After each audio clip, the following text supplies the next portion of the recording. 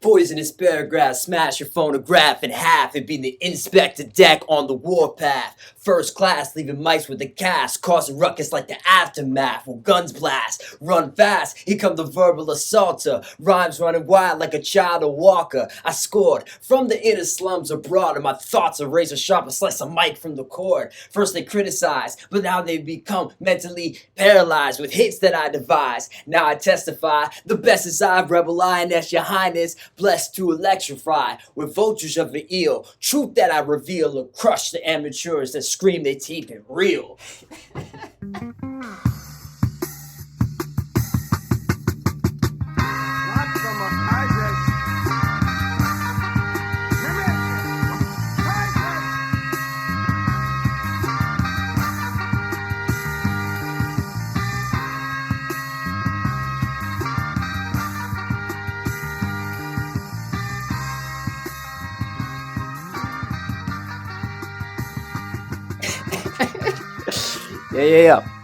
Yeah. Hold up. Let's say, hey yo, peace to the gods. This is Kaiser Unique. Kai's for short. Make music.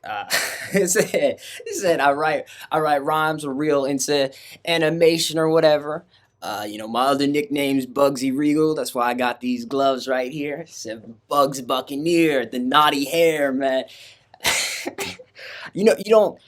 It took me a minute to figure out what damn verse I was gonna do, and I was just like, you know what, F it, I'm gonna just do the one off of Guillotine. I don't know if it makes sense for the video I'm about to put out, but shit, here it is. Alright, so this video is mostly off the Dome piece right now. I'm just kind of going with my heart's content.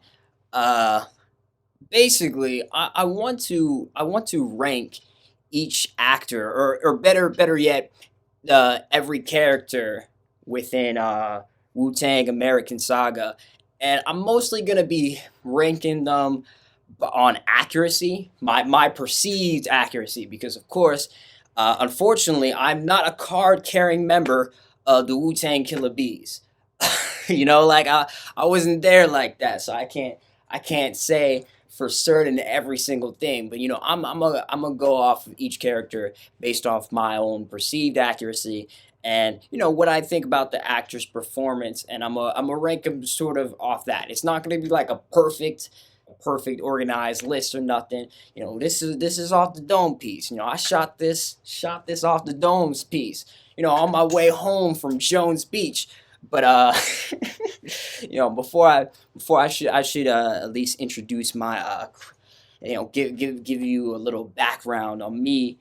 Wu-Tang Clan is really, if anything, the group that got me into rapping in the first place. I didn't really have any interest in hip hop as a whole until I listened to Wu-Tang, and I've done a lot of listening to different interviews. I've read books, so I got a decent extensive nerd knowledge on Wu-Tang. But let's forget all that. Let's get into it. Alright, so the first person I want to talk about is Power. Now, Power is really, if anything, is really getting the spotlight now because of this show. Like beforehand, most people didn't even have exposure to Power, including myself. Like I'd known who Power was. I knew the role he played. I heard you hear about him in passing in certain songs. Raekwon gives him a shout out on Incarcerated Spaces. He said, "Peace to Power, my whole unit," but I wasn't necessarily familiar with him. After watching the show and really enjoying Marcus Callender's performance of him, I actually have gone back and tried to find some interviews. And he doesn't have that many interviews, but there's like at least 2 of them.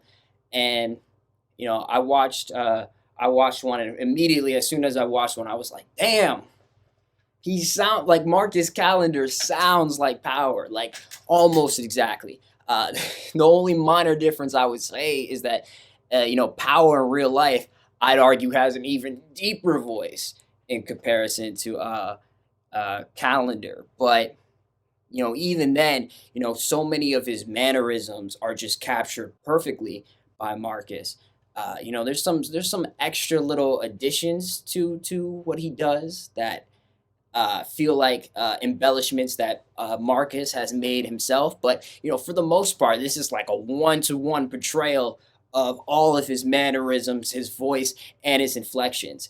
And I really had to go and check too. I watched Belly because Power plays a character called Knowledge in the film Belly. Although he's only in it for like 1 minute, and you can't even see his face, so that wasn't even that damn helpful. But there's another movie called Black and White, which Power plays a central role in. And in that film, he's basically the main character, so you really get to have a sense of his mannerisms and his talking. And yeah, Marcus, portrays that like almost perfectly. Like you really couldn't ask for a better performance. Like I said, there's some small little things, behavioral things that feel like embellishments that Marcus made himself, but like for the most part, it's a really one-to-one comparison. And yeah, I like Power's role in the show. In the first season, when he's just doing the drug dealing, he's off the side with Ray. I felt like I didn't really have a reason to care about him yet. Like he was just sort of the sour push. Ray will be off being like, "Yeah, I'm gonna do some music. I'm gonna do some this," and Power's role was basically just to be in the damn car in the Jeep, like, yeah, whatever, nigga. Say whatever you say, son. Whatever you say. In season two, you actually get to see him put how he starts to put faith in the group, and how he puts money forth, and his business mindset. Powers really is that stereotypical black capitalist type of person. I mean, I got problems with capitalism myself and black capitalism, but I like to watch a good business minded brother for entertainment as much as the next guy does, and it's like Power fulfills that role. If I remember correctly, I think it was RZA, but I don't remember who exactly gave him the name Power. But they said that they started calling him Power because power is the amount of force necessary to get work done. And yeah, you see it with Marcus and his portrayal. So to me, Power is probably the most accurate. He's definitely one of my favorites. I don't know where exactly in the favorites, but I just wanted to get. I just want to kind of talk about the people who were instrumental to the Wu Tang Clan, but of course you wouldn't really know about them unless you've been nerding about every little detail and every little bar, or in this case, you've watched the show. Divine probably comes right after him.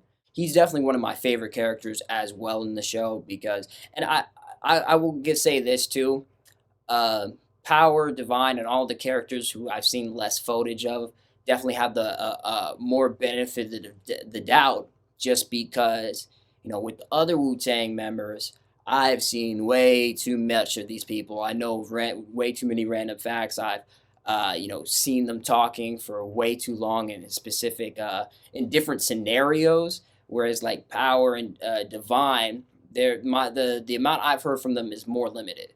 I've gone and done some more research just as a nerd who wanted to know.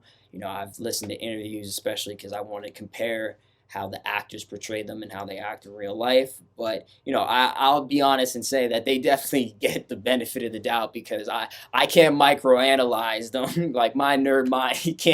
I can't scrutinize them as much because I have only taken in so many hours or so many minutes of them actually talking. But like with Divine, I also feel like Martinez, he goes out of his way to get some of his mannerisms right. Divine has this way of speaking where his voice goes high, and Martinez definitely does some of that. I do feel and I've there's actually an interview where Divine himself talks about this when he's asked how he felt about the actor, and he was kind of saying that he thought that the character was too mean, and he's always like ordering RZA around, or kind of speaking into ways that imply that he is the patriarch.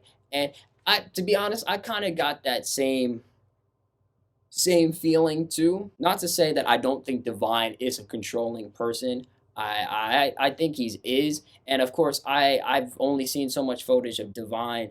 All the footage I've seen of Divine is him alone. I haven't seen any footage from what I can remember of Divine and RZA interacting. So I can't really give a one-to-one thought on how accurate every little detail about that is.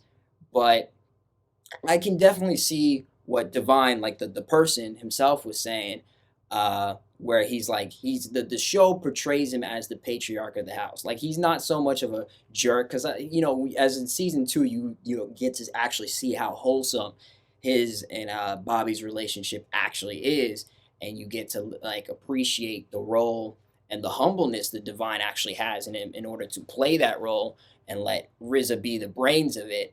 But, in the first season, I can definitely see why that would have been a complaint. I will say that too, that Vine's actor has a little bit more of a Hollywoodness to it. And what I mean by that is, when if you actually hear Divine speak, even though the mannerisms and all of that are pretty accurate to how the actor portrays him, Julian Martinez, he plays it in a little bit more of a sexy sort of way. Like I said, he's the patriarch. He plays certain things in a more masculine, cool way. Whereas, like, I feel like Divine and like the way he speaks in interviews, it's actually a little bit more awkward. Like it's sort of like RZA with a little bit less of the refined speech patterns and a little bit less of the smoothness. Sometimes where his voice goes high, I think it sounds a little bit more a little more awkward in real life. But when he does it as an actor, it's still in a way where it's still kind of a little bit more sexy about it. But aside from that, again, another pretty one-to-one performance in terms of just the mannerisms and the behavior. Obviously, I don't know because Divine and them have the rest of the clan kind of have a little bit of beef at this point. So I don't know how accurate it's being in terms of that, but behavior all checks out. Next person, and this is the first person we actually talking about in the clan. I know what a concept, actually talking about the people who rap it in the group and shit. Next, I'd have to give it to Shamik Moore as Raekwon. And in the first season, like if you had asked me while I was watching the first season, I don't know if I really would have. I don't know if I would have said all of that. I don't know. I just thought Shamik Moore was like obvious casting. Like obviously Shamik, Moore, he doesn't look anything like Raekwon in real life. So it wasn't obvious casting in that sense, but it was really just in terms of the type of characters that I've seen Shamik play. Hell, he was even Shaolin fantastic in the Get Down. So in terms of the type of characters that I've seen Shamik play, I just sort of thought it was just really on the nose. Really, just you picked him because he's a big star and he's played characters of a similar type of vibe. So it was just sort of whatever to me. I didn't really like too many of the scenes he was in season one. Nothing egregious, nothing terrible. I just wasn't feeling it all that much. It was just kind of whatever to me. But it's like by season two, nah. Said by season two, nah. I can't give that same critique. I can't say that same thing because it's in season two. I really feel like not only does the show give him the opportunity to shine, but god damn, does Shamik Moore take it. I feel like something like he's really in terms of just trying to match the person's vocal patterns. Shamik does it the best and the most often because a lot of the other characters they talk a little bit in the slang. They fulfill the quota for you to remember that it's New York in the 90s, but they don't really sound like the character or they don't go full into it. Whereas like Shamik, there's multiple moments where he uses the famous quotes. He said, "I seen it, son. I seen it like a zenith." He goes out of his way to use some of those great Raekwon quotes, and really captured his slang. Raekwon also is the type of person where when he gets excited, I don't like he starts talking fast. He gets real energetic. It's funny too because I feel like there's like two modes of Raekwon as rapper. There's like the more calm street, like calculated sort of Raekwon, and there's like the hype. Like I think he's underrated. I think Raekwon is underrated in just how often he would just not be hype and just happy, just have a lot of energy. Meth versus Chef, you hear the ad libs in the background, and you could just feel like he's really happy to just be in there. He's hungry, and he's for that reason. Raekwon interviews just tend to be some of the most interesting in the clan, actually, because he'll just talk, and you get to hear some of the most interesting word choices, and he'll really give you that energy every time once he gets excited. And Shamik Moore captures that when he's talking. He really does put a lot of emphasis on that, and he just delivers pretty much every time in season 2 to the point that I feel like he has that youthful energy that I feel like Raekwon probably even had a lot more when he was younger. And yeah, I don't shit. It's stellar, What else is there to say? I guess, right? Okay, so this is where the numbers, in terms of like who I like more is kind of whatever. But the next one I'd say, in terms of accuracy, not necessarily in terms of them being my favorite though, but in terms of accuracy, um, I believe his name is pronounced Uyoda, Uyoda Udi. I hope I'm not butchering that man's name. I hope I didn't just butcher that brother's name. But at any rate, his portrayal of Inspectah Deck is it's solid, and it's funny too because it's not like the show gives him a lot of opportunities to really do anything crazy. Like there's not that many damn Inspectah Deck moments or nothing like that. And hell, even in season 1, Joey Badass was portraying Inspectah Deck first. So he wasn't even in season 1. But I guess let me address Joey Badass too, because I know there's a lot of people who miss Joey Badass in the role or were disappointed that he was recast, and I just don't agree. I mean, Joey Badass is like one of my favorite rappers of the era. I'm still waiting for him to drop the album. See how this next album goes. But if you just asking me some of my top fives, Joey's probably up in there, right? But I felt like his performance as Inspectah Deck. Now, again, I don't think he had that many chances to shine either. But I really just felt like I was watching Joey Badass in the role. Just like a little bit less of the flamboyantness. I mean, Joey Badass in interviews, he tends to be a lot calmer of a person than he is just as a performer. So even that's not really saying anything much about his range. But yeah, no, I just feel like I never forgot I was watching Joey Badass when he did the thing. He did do Inspectah Deck's rap verse pretty decently, but again, he rapped it like Joey Badass. It didn't really feel like I was watching Inspectah Deck do a verse. It felt like I was watching Joey Badass. Whereas like Udi or Yoda, I just truly feel like he one looks a lot more like Inspectah Deck, and he captures the quiet artist type a lot more. When he had the smirk he has a small little intensity to it, and that's exactly what I would want from someone playing Inspectah Deck. And hell, when I first saw him, I was kind of like, damn, I kind of wish this cat was playing Jizza, because I really feel like that's a trait of the Jizza, the quote unquote more nerdy person. But it's got when you do the smirk or he says certain things, there's an intensity behind it where you're just like, oh, okay, you can see it. And for that reason, I kind of was like, oh yeah, he could play the Jizza, and he kind of looks like the Jizza too, in a way. Um, but as I saw him continue to do Inspectah Deck's vocals, it grew on me more to the point where I was just like, okay, yeah, no, he's Inspectah Deck. He killed pretty much all of his verses. Like not everyone is like 100% inflections, but some of the inflections were like really solid, particularly on his protection neck verse. And let me go back and say that I will say that with Shamik Moore, even though his Raekwon is stellar and he's my favorite, Since his voice isn't as deep as Raekwon, and he doesn't always bring as much energy as Raekwon does in the verses. So I will say that that is a small complaint towards Shamik Moore. Yeah, no, Inspectah Deck, which is this delivers in such a limited amount of time. You know, really, the show is not giving this character that many chances to shine, but the performance just comes through without a doubt. You know, every scene that you need it to feel like it's Inspector, I feel like it's Inspector when I watch Udi perform.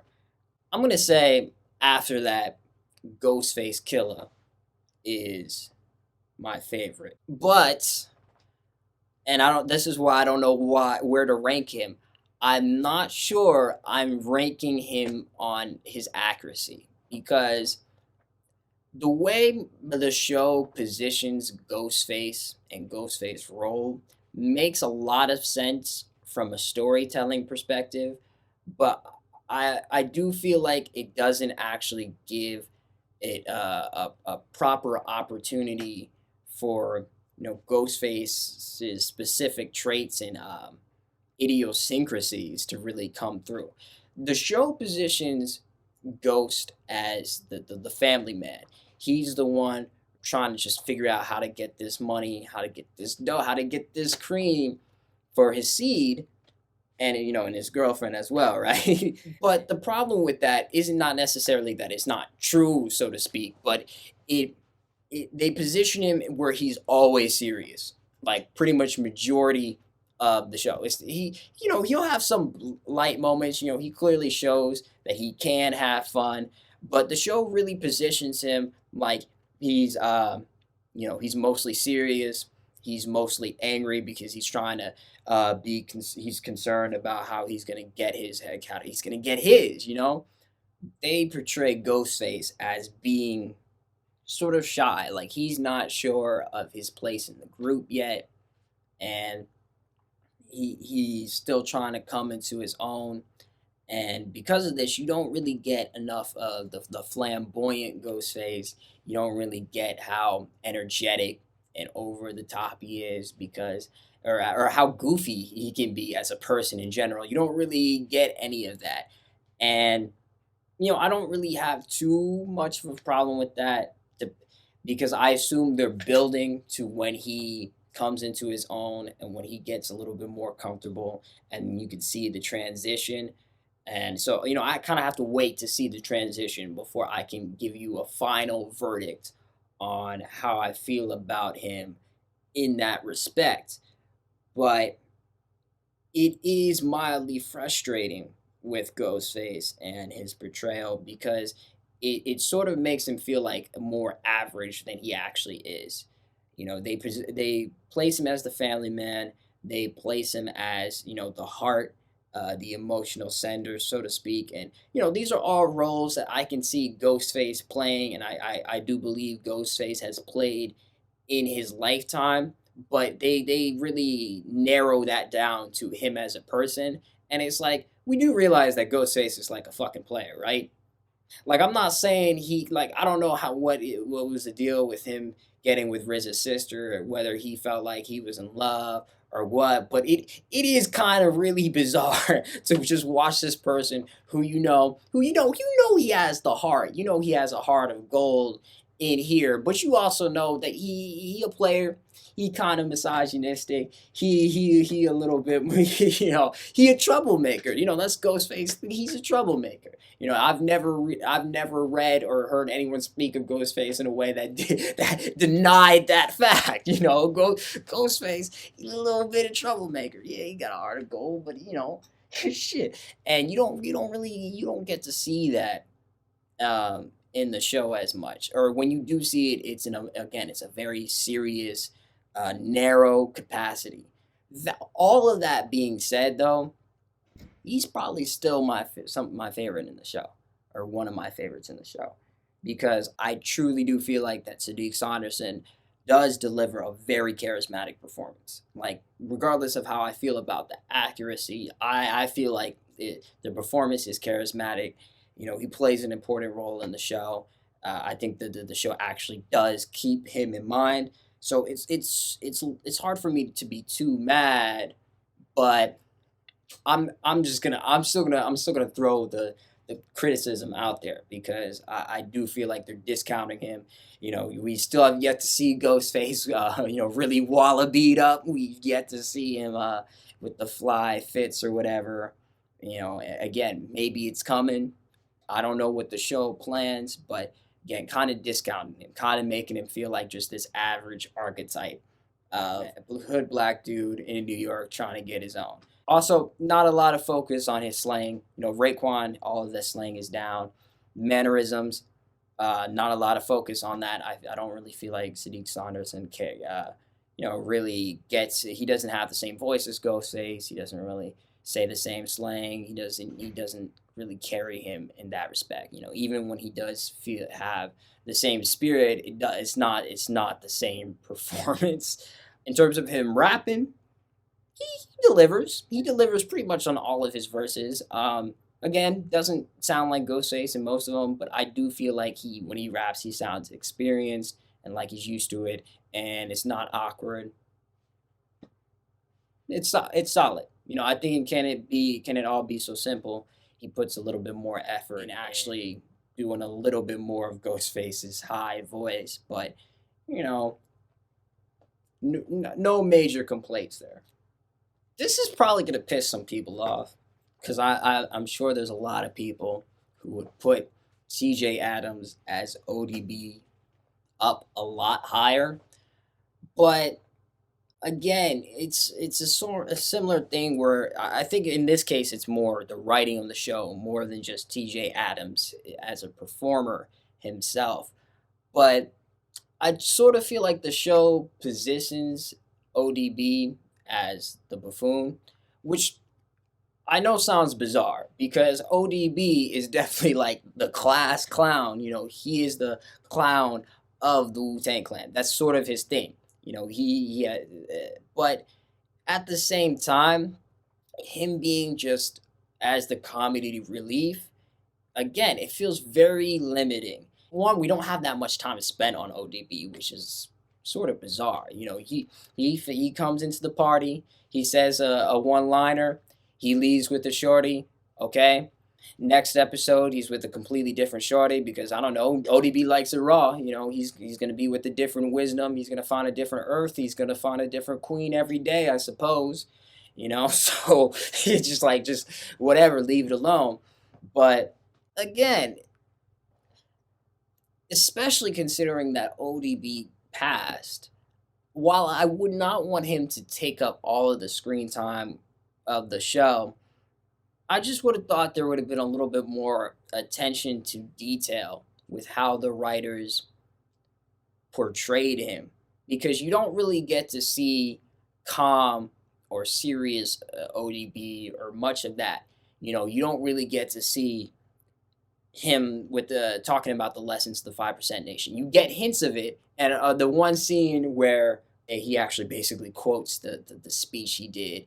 I don't know if it was 94. I want to say it was a 94 concert performance, but in said performance, he's all like, "Yeah, we gotta stop the black on black. We should be killing these devils instead." He goes off. He kind of looked like he's scaring some people in the crowd. He got the burner on his hip. He lift that up, and you get to see that side a little bit. Of course, the show frames it more in a helpful light because he gets the crowd on his side. I kind of feel like, I mean, I wasn't there, but I kind of feel like in the footage that I've seen of it, that the crowd, while hype, was also kind of a little bit unnerved by that. Whereas, like in the show, it paints it as entirely a good thing. But that's aside the point, really. My point is to say that I don't really think that the show does a great job of one showing ODB's backstory or who he is as a person or why he's like that. You don't get any of that much of the intellectual side of him. You get hints of it because they show that he's not an idiot. They show that he's helpful, but in a way they also show it in a way that sometimes feels too accidental. Like he just happens to help be helpful because he's charismatic, because he's just fun to be around. But it doesn't always do it in a way where you get to just see him being smart. So in terms of just the behavioral patterns, I feel like TJ Adams does a pretty good job.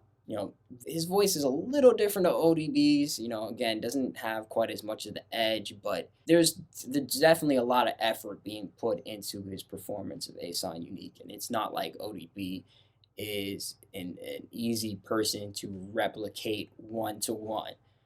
But I can't help but feel that the writers are doing ODB a little dirty. I guess the pun is intended. All right, so the person who I think is probably next is Dave East as Method Man. Now, this is weird because unlike most of the other characters, where I felt like in the first season I was sort of like, I don't know, but in the second season I was like, yeah, no, I'm for it. I'm down for it now. I'm with y'all. Uh, Dave East was kind of the opposite. In season one, I felt like, yeah, the show doesn't give Method Man that much to do, but I do feel like Dave East kind of captures a Method Man's vibe pretty effortlessly. Like it's not perfect one to one all of the time, but he's a little understated. And we'll come back to that, but he's a little understated, but he does do Method Man's mannerisms decently well, and I can buy him as Method Man, and it's fine, right? Season two, man, what was Dave East doing? Like is he doing like a tour at the same time he was recording this? Was he just like getting high? I guess that would be on character. Like where was Dave East at that they felt the need to have him completely disappear in season two, like majority of the time. He literally will be nowhere to be seen for multiple episodes, really, or he'll be in an episode, but for a short amount of time. He'll be nowhere to see. Then all of a sudden, when they need him to do his damn verse, he come all in. He come into the studio. He be on the microphone.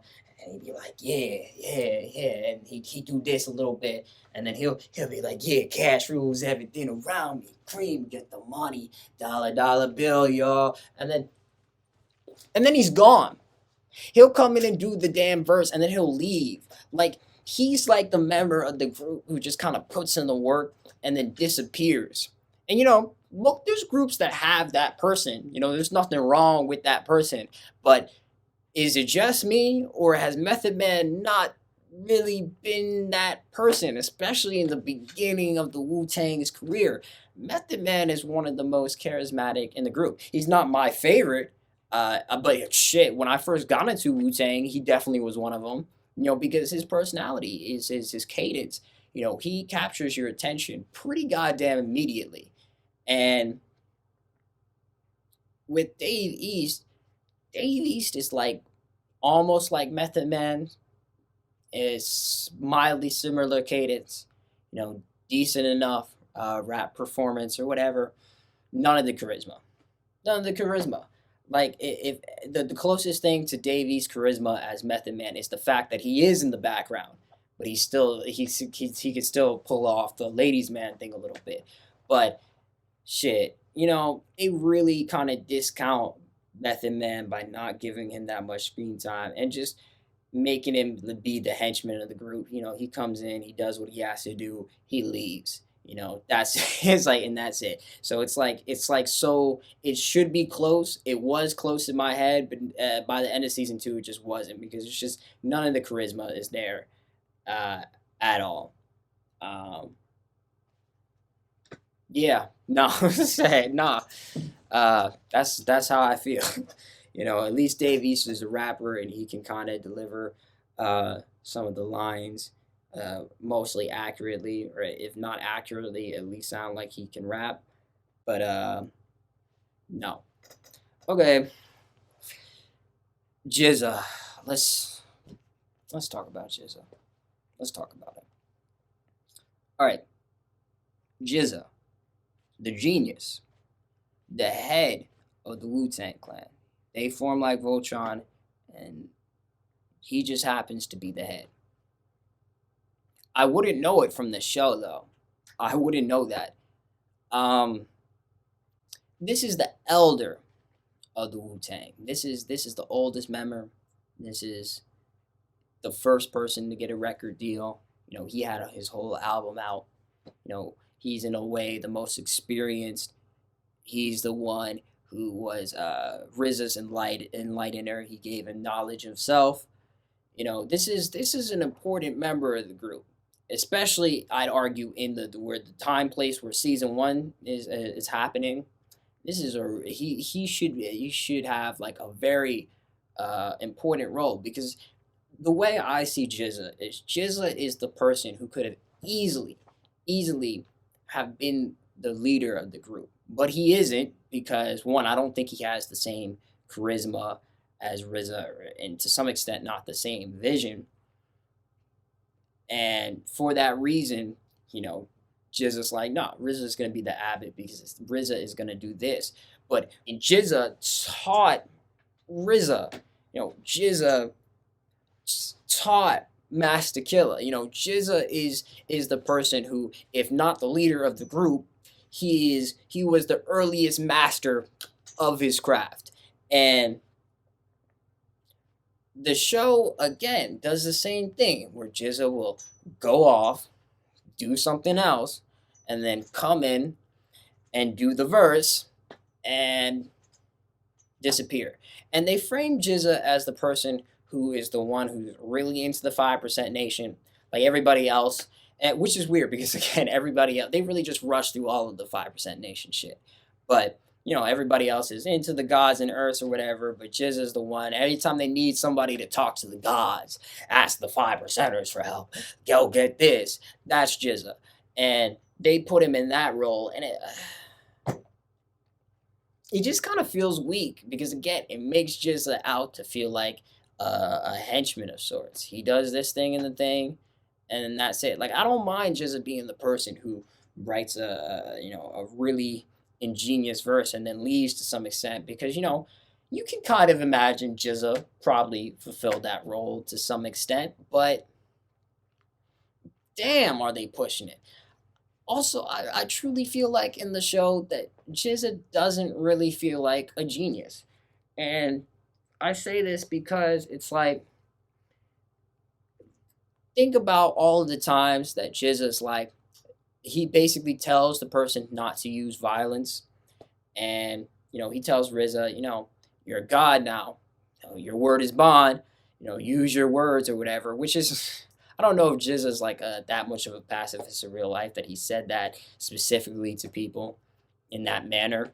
But it is kind of fucking funny because there'll be situations where you're just thinking, no, I think I think it's too late. Like, I think a little violence is probably necessary, but Jizz will be like, nah, your word is bond. And then the person will try to use words and then immediately will have to use violence instead. Same thing happens with ODB. Jizz is like, nah, you're a god now. You got your word is bond. Use your words, God. And then he uses his words, and then immediately has to, gets punched and beat up.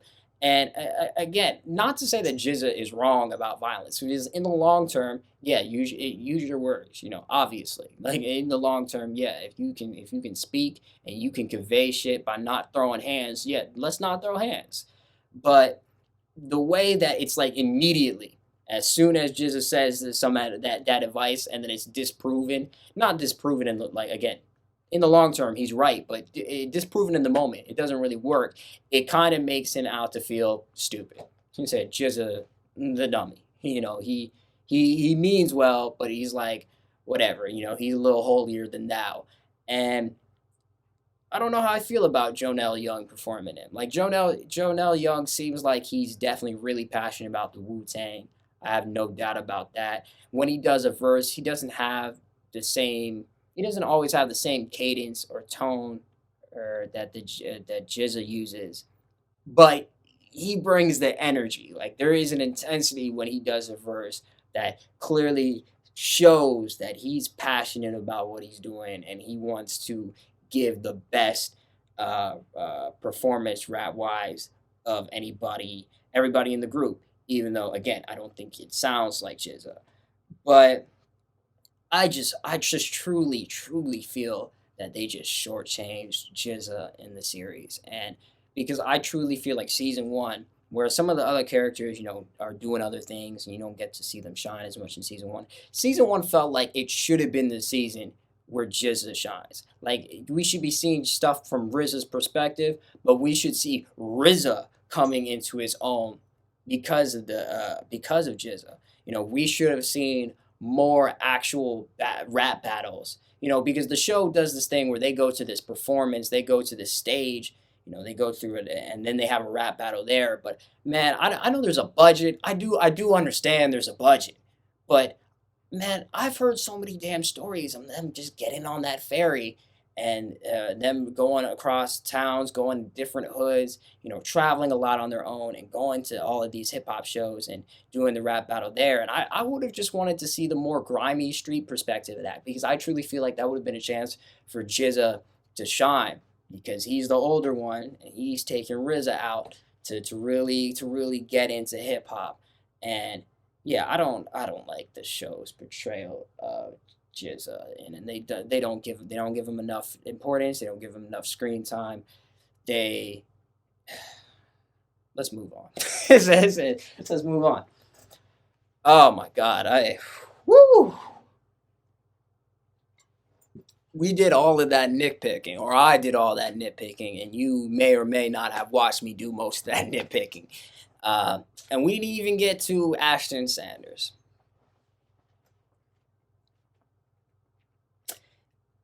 If you didn't notice by how much detail and how much nitpicky you could say that I'm rating these actors on, or their performances rather, because I don't know how they act in other work. Um, if you thought I was gonna go easy on Ashton Sanders, I'm not. I'm not. No. Um, I feel like all that can be said has been said before, but let me try to make it brief. Let me try to make it brief. Okay, Ashton Sanders. He doesn't sound like the RZA. Let's just start there. All right.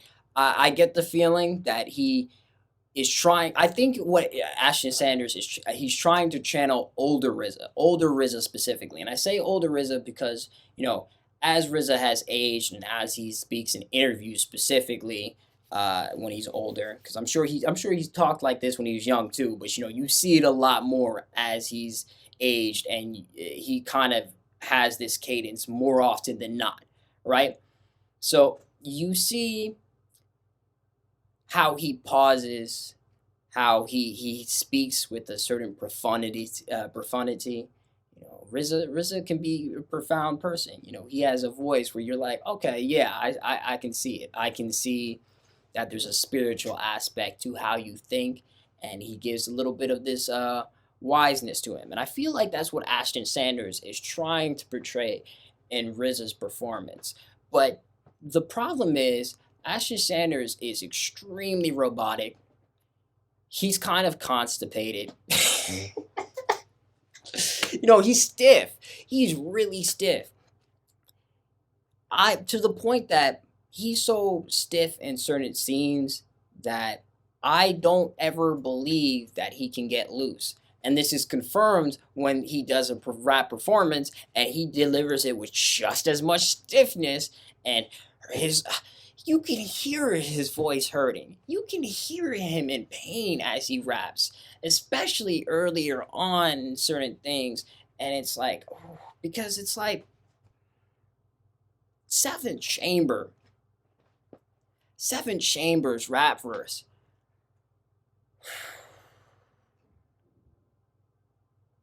God, he's out of breath.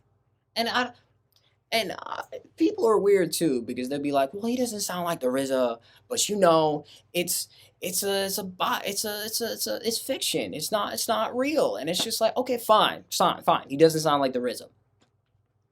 He can't rap though, like at all. And I say this as someone I rap. He can't rap. He can't do it. He's out of breath and everything. He sounds like he's struggling. He can't do it. He has no energy. He's stiff.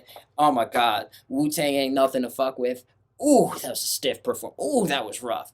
He makes even basic ad libs come off as awkward. He'll be like, yeah, first to set it off, the Inspectah Deck. Like, how do you make the ad lib sound wrong and awkward? And it's troublesome too because he's the main character and you have to hear him speak the most. And you also he's the one who says a lot of the Wu Tang slang. We have to come in here chopping swords and chopping heads. He says that shit a lot, and he messes up the slang because you can say a lot of stupid shit. But if you say it with a little bit of steez, you say it with the right, you say it the right way, and it's kind of fly. Depends on how you sauce it. And Ashley Sanders can't. Like, he'll take some shit that the Wu Tang does say, and he'll say it, and I feel corny for ever letting that shit fly out of my mouth. Like, you making us all look bad for ever thinking that was cool to say. He's so he's just so stiff and awkward. He just feels completely out of place next to everybody else. I will say he's not terrible in every episode. There were moments where I wasn't distracted by his performance, particularly the labels episode. I was kind of distracted because again, it still doesn't sound like RZA, but I I was able to appreciate what Ashton Sanders was doing in certain episodes in season one, even though I didn't feel like it was accurate. Um, but he's a good actor. He can deliver emotionally. But I've only seen Ashton Sanders in Moonlight aside from this, but I feel like he's kind of used to playing characters that are like awkward, and it's just like RZA's not that guy. Like if RZA actually spoke like that, and he was awkward like that, and Ashton Sanders portrayed him like that, I wouldn't have any complaints because it would be awkward, but he'd be like, yeah, no, that's what he sounds like though. Who said that's what he liked though? But RZA's not like that, and it's just hard to believe that RZA was able to get so much done when he's so stiff. When he doesn't have that much charisma. Uh, he's just, ooh, he's so out of place. Uh, like it feels like he's trying to do the old wise kung fu master voice, but it doesn't work. And it gets worse in season two. In season one, it was bad in season one too. Like some people saying it wasn't bad in season one. No, that shit was bad in season one. I don't really want to hear it. I thought that shit was stiff in season one too, and weird and bizarre. But it wasn't as bad. It wasn't as distracting. In season two, ooh, it's rough. It's rough. It's really rough. Like he leans into the voice even more, and he can't even it doesn't even feel like he can maintain the voice himself.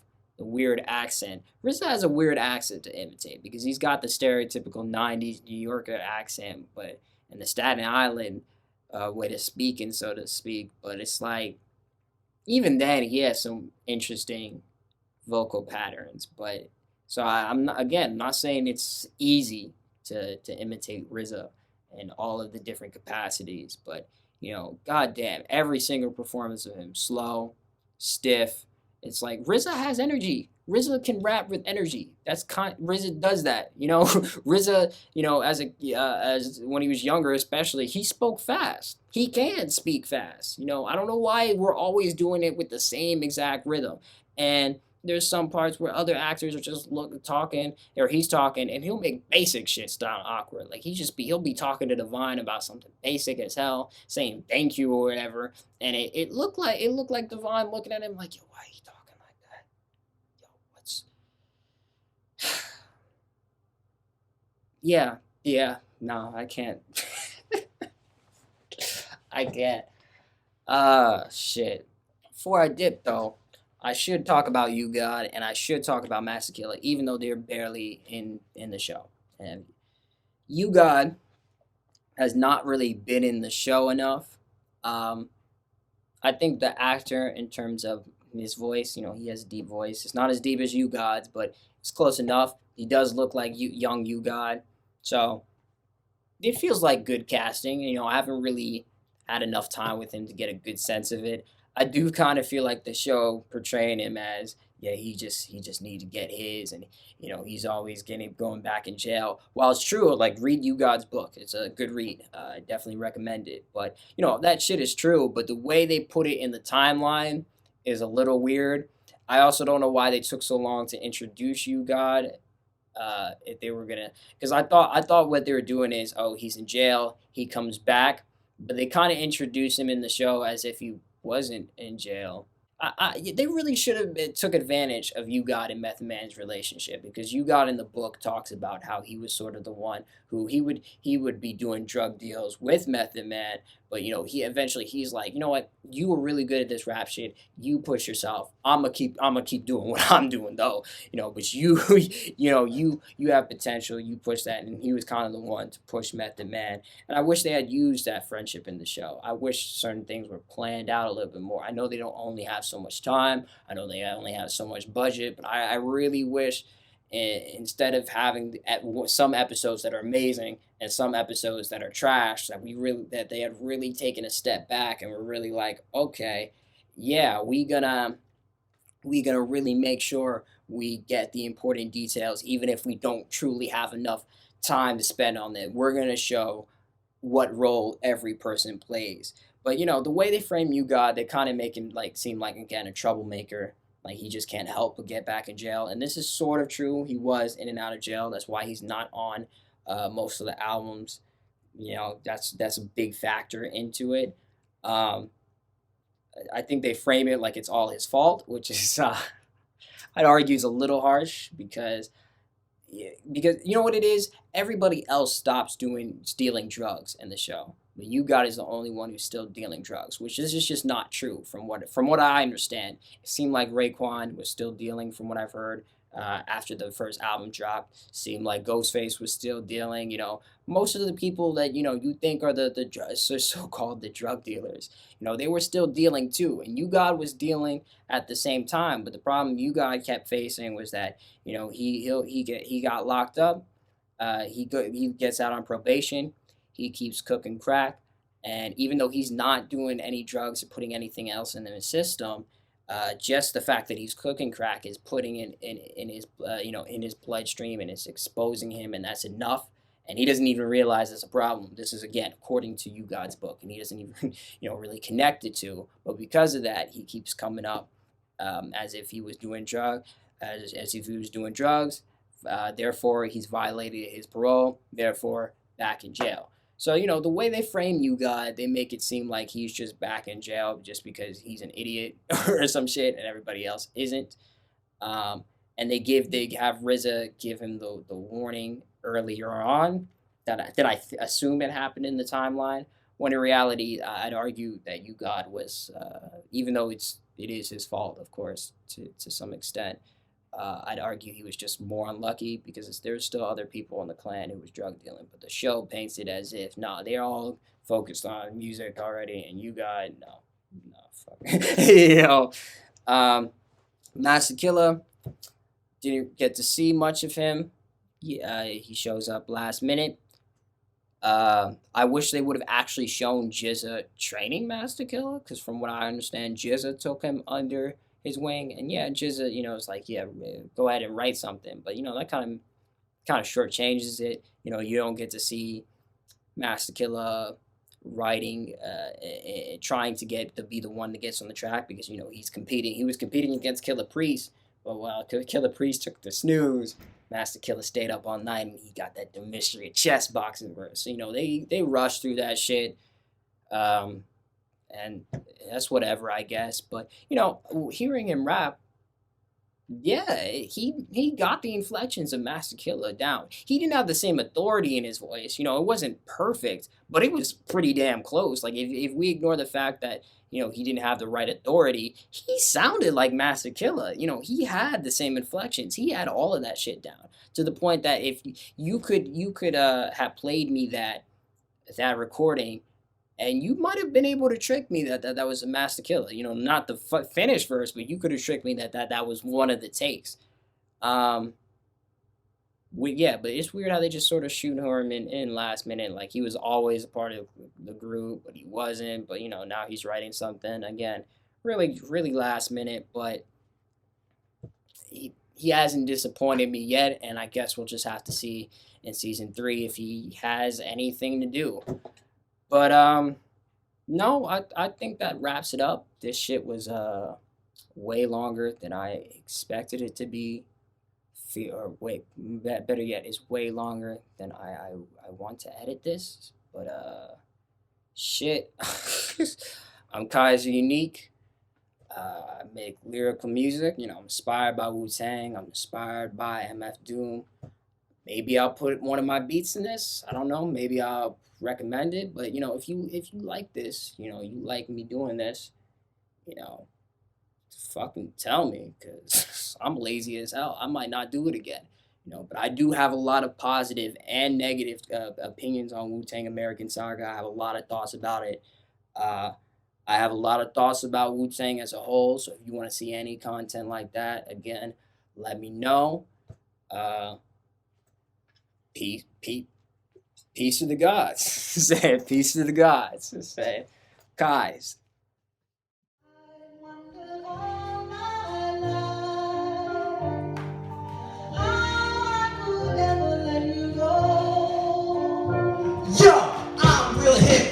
You let me go when the faces weren't blue and people could really flow. I'm the underground lyrical seed that's gonna grow, and I'ma teach these kids, cause they should really know I'm real hip-hop. How could you let me go?